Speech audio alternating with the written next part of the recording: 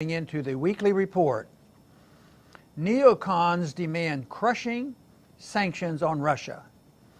You can always count on the neocons in Congress to ignore reality, ignore evidence, and ignore common sense in their endless drive to get us involved in another war. Last week, for example, Senators John McCain, Lindsey Graham, and Bob Menendez and others joined up to introduce what Senator Graham called the Sanctions Bill from Hell, aimed at applying crushing sanctions on Russia.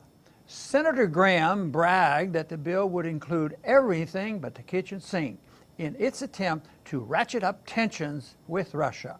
Senator Cory Gardner, Republican from Colorado, bragged that the new sanctions bill includes my language requiring the State Department to determine whether Russia merits the designation of a state sponsor of terror.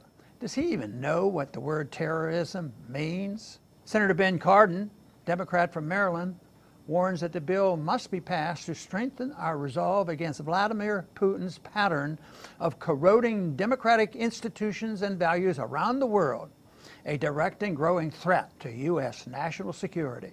What has Russia done that warrants kitchen sink sanctions that will crush the country and possibly designate it as a sponsor of terrorism? Senator Menendez tells us the Kremlin continues to attack our democracy, support a war criminal in Syria, and violate Ukraine's sovereignty. There's a big problem with these accusations on Russia. They're based on outright lies and unproven accusations that continue to get more bizarre with each retelling. How strange that when U.S. senators like Menendez demand that we stand by our NATO allies, even if it means war, they attack Russia for doing the same in Syria. Is the Syrian president a war criminal, as Menendez claims? We do know that his army is finally, with Russian and Iranian help, about to defeat ISIS and al-Qaeda, which, with U.S. backing for 7 years, have turned Syria into a smoking ruin.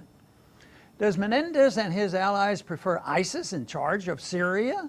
And how hypocritical for Menendez to talk about Russia's violating Ukraine's sovereignty. The unrest in Ukraine was started by the 2014 U.S.-backed coup against an elected leader. We have that all on tape.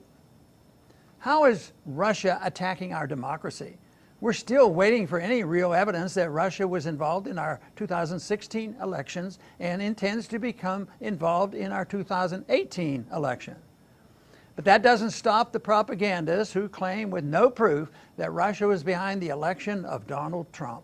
These senators claim that sanctions will bring the Russians to heel, but they are wrong. Sanctions are good at two things only: destroying the lives of innocent civilians and leading to war.